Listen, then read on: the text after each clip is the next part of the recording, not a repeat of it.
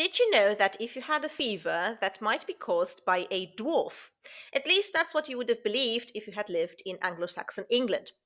We have some fascinating examples of metrical charms in Old English that I want to show to you today, where remains of pagan beliefs were integrated into a Christian worldview. So let's find out how to battle the dwarfs in our bodies.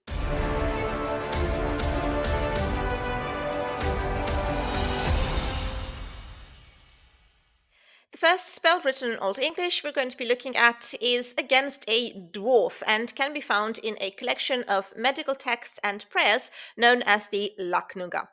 The dwarves were seen as evil creatures in later folklore. They were seen as the ones inflicting damage and wounds to the body. That is why you needed to banish them. So to recite an incantation in order to banish them from your body, and in this way you were able to heal.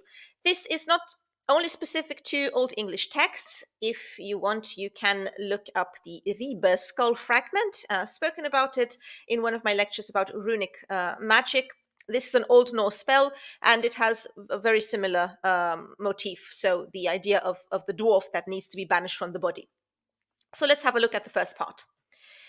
With dwerg man shall niemand se von lytle offlätan, swilche man mit offrad an rittantas naman on eltre offlätan.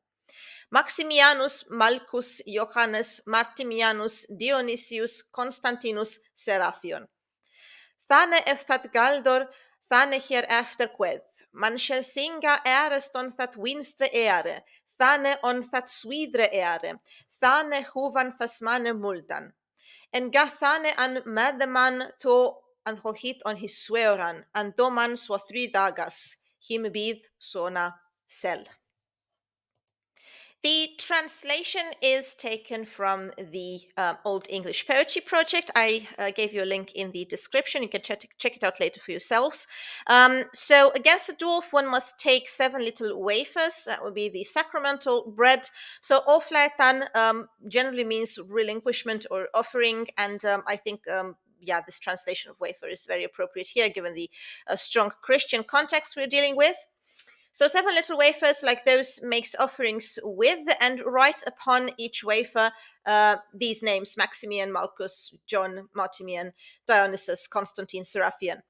Then soon one must sing that spell that will be spoken hereafter, first into the left ear, and then again into the right ear, and then above the earth of men. So I think the reference is here to head. So huvon, you can actually translate either as above or as head. So to recite it above your head, that would make sense in the context. And go then to a maiden, and she will do it upon his neck, and one must do so for 3 days. He will be better at once. So you're probably wondering, what is it with these people that are mentioned here? This is actually quite a common Christian legend at the time. It's a Syriac story, or at least it was first recorded in Syriac sources in the 6th century, and it is the 7 sleepers legend. So the legend has it that during the persecutions of Emperor Decius in the 3rd century, you have some people who did not want to give up their Christian faith, and they decided to retreat into a cave, which they actually did, and they stayed there for a while. They fell asleep eventually, and then the emperor or the emperor's people decided to seal up the cave. The cave was opened almost 200 years later by Emperor Theodosius II, and then they found out that the sleepers were actually inside, so they were very much alive, and they were actually under the impression that it only took a day, that they only have been sleeping for 1 night. So thus you have this whole idea of these people helping with sleeping diseases. Although I am not sure a sleeping disease is mentioned here. Sleep is generally a common symptom of, a cold or a flu or something like that. So I think this is a more general reference. But at any rate, it's interesting that we can find the story here. At any rate. And then further on in the text, you find the very concrete indications what one must do. And for me, it's very interesting to find the word galdor here, because we also have this word in Old Norse, galder, and it has this very concrete sense of a sung spell. So this idea that you have to recite, and you have to recite in a very particular way in order for the spell to actually be effective. And there is actually a very interesting second part. Let me read it for you. Here coming gangen in spindewicht, hafde him his hamman on handa, kvethattu his hangest were, legethethis teagian sveoran, on gunnan him of tham lande lithan, sona swahu of tham lande kommen, tha on gunnan him thalithoa kolian. Tha komin gangen de ore sveostrar, tha janna de heo an other swore, that navreth is tham at leganderian ne moste, ne tham that is galdor begutan miste. Oðethethis on Galan Kutha. All right, and the translation here came going inside the spider creature inside, although I think a more literal translation would be just a swift creature. He had his skin in his hands, Haman skin or garment, but then again, I think this is also a remnant from a pre-Christian beliefs in the sense that what you are wearing is actually part of your personality, but then you can also get rid of it, like not the body in itself, but just the skin, like the shape that you have. It was part of your personality, part of your entity. Said that you were his steed. This is also extremely interesting because we have the idea of being ridden by an evil spirit, by a supernatural spirit. It's something you're also going to encounter in a couple of Old Norse sagas, the idea of being ridden by a mare. Nightmare. It actually has to do with this later folkloric belief. Lay his band upon your neck, they began to glide across the land. So they came at once from their land. These soft things began to grow cool then. The point here is that you need to narrate how the spirit leaves you and your body. So in order to make the spell effective, you have to actually describe things as if they had already happened. And this is something you can also notice in the last part, where we have a new character, the sister of the dwarf. There came going the sister of the beast. She made an ending then and swore her oaths to never be allowed to injure this pyre, so the afflicted person, nor she can obtain the spell for them or know how to chant this spell for you. So the creature is rendered essentially powerless, and they are made to swear the oath, or at least the dwarfess is made to swear the oath, and thus it won't be able to disturb you ever again. So, generally speaking, I think this could be a fever, or at least something resemblant of a flu, believed to have been caused by dwarfs. The next spell is against a wen, wen being an old word for a cyst, so a boil on the skin. Wenne wenchichene, hierne sheltu timbrien, nenene tun haben, ak thu schelt nort eonene to san michan berge. Þér þú hafast erming ene brother. Hethe shell leia lefen hefde. Under fot wolves, under weather ernes, under ernes clea, a thu je wernie.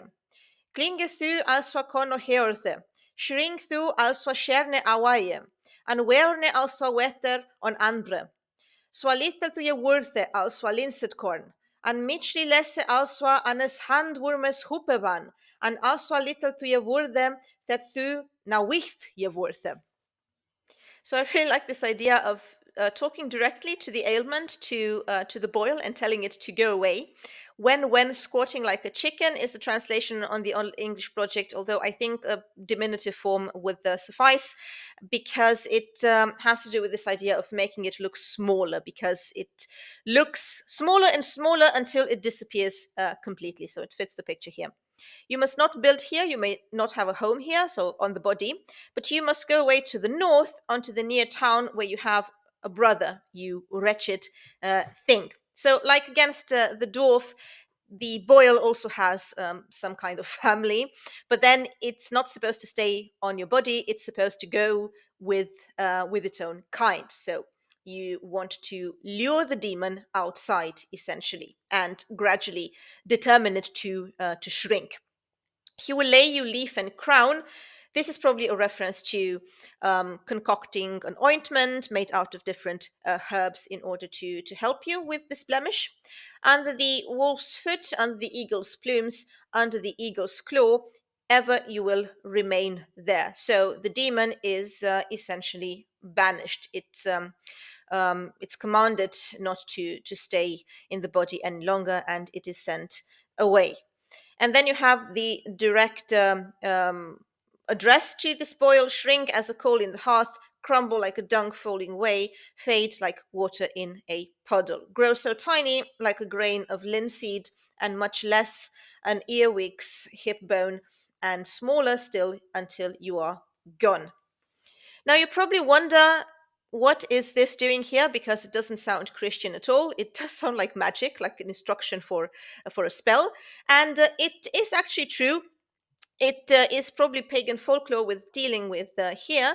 It would have been frowned upon, most definitely, by Christian authors.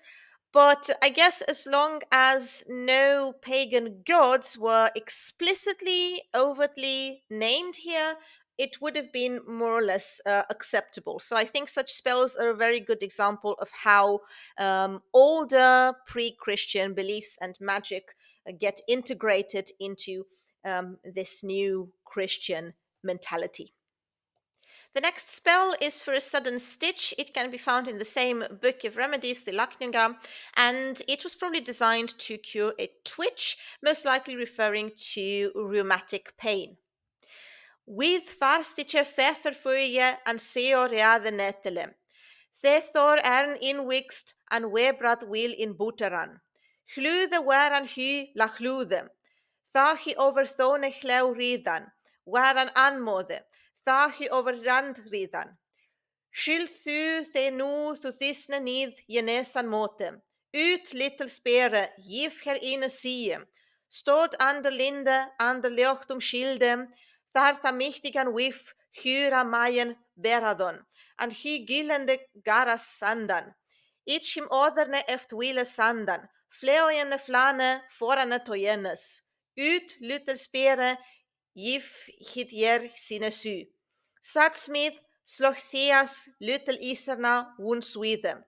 Ut little spere, gif her ine su. Six smida satan, wespera wortan. Ut spere, nasin spere, gif her ine su, isanes dal. Heite san je weorch, hit shell je miltan. Against the sudden stitch, take feverfew and the red nettle that grows throughout a secret place, and weigh bread, pour into butter. They were loud, loud, those who were riding over the mounds. They were resolute, those who were riding over the land. Shield yourself now, so you might escape the malice. Out let the spear, if you may be within. He stood under the lindens, safe from light, where powerful women deprive them of power and send them yelling spears. I wish to send them another one soon, a dart flying against those before me. Out let the spear, if you may be within. A smith sat down, striking a little blade, an iron one, so very wondrously. Out, little spear, if you may be within. Six smiths sat, working a killing spear. Out, little spear. You were never within, spear. If it may within its share of iron, working a witch spell, it must be melted. So you can see it's very interesting because it's actually a narrative charm. A story is being told here. Um, Although I'm not very sure whether we're dealing with an epic myth. Sounds to me more like a performance, like a performative spell, just inspired from folklore.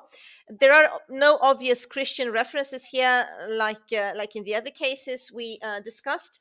But then again, we have this idea of transferable folklore, so more ancient ideas, more ancient myths that just seem to be able to adapt very well to the new mentalities. We have here the theme of injuries caused by mighty women, spirits of some kind, probably an influence, by the image of the Valkyrie. Even we have a lot of spears here, so the spear is a symbol of this twitch, of this ailment. And you can see here the formulaic incantation, because the author keeps on saying out, spear out, so whatever was in your body, please go out. So it's almost like an exorcism. The purpose would be to deprive these women, these supernatural spirits, of power, so that the patient can be healed. Now let's look at the second part, because the second part actually does have a more overt pagan reference. If the were on fell shotten, or the were on flesh shotten, or the were on blood shotten, or the were on lid shotten, navernes in din liv ataset, if hit were essa je shot, or the hit were ilva je shot, or the hit were hayetan je shot, nu ich will din helpan. Thistet obote essa je shottes, thistet obote ilva je shottes, thistet obote hayetan je shottes, ich din wille helpan. Fletar on firgen hæftem, halwestu, helpethin, drichten, nimton ethait, siax adon wetan.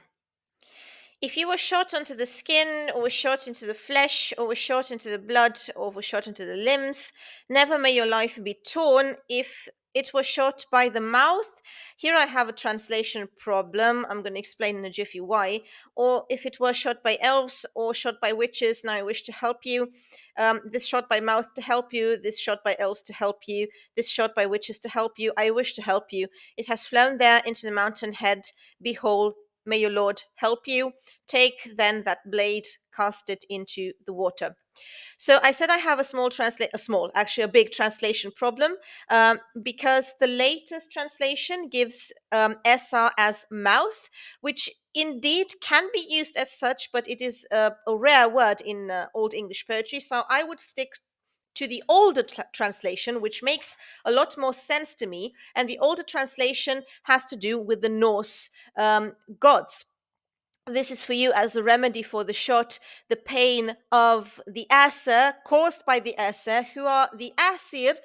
In Norse mythology, it's the same word, it's a cognate of that word, the main family of gods. This is for you a remedy for the shot, the pain of Elva, which would be the elves of, again, Olvar, you can find in Norse mythology as well. And in Norse poetry, you often find this combination of the two, so the Asir and the elves. Now, this might be a mythological comparison in the sense that you have two families, perhaps two groups of supernatural beings coming together, or it might just be a very good combination to use in poetry, or perhaps both. At any rate, if we accept the older translation, so translating Asa as being the gods, then we do have a very overt reference to pagan gods in a Christian context. And I think it makes sense because they seem to be the ones causing the problem. So in the first part of the poem, we saw that it was these women, the witches, as they are translated here, although, yeah, I think spirits maybe would be a more appropriate term. And then we have the elves and the gods, so all these pagan or paganized beings causing some kind of ailment, and so on. And the word used for the goddesses or these spirits, these women, is also very interesting, because haitasa you can find in some glossaries of Old English terms, in the so-called Cleopatra glossaries, and here they are glossed for the Roman Furies. So definitely they were perceived as some kind of menacing, very aggressive supernatural women that needed to be overcome.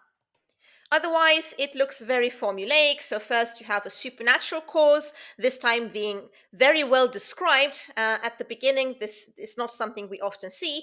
Then the remedy is being described. Then the command, like this appeal to the spear to come out.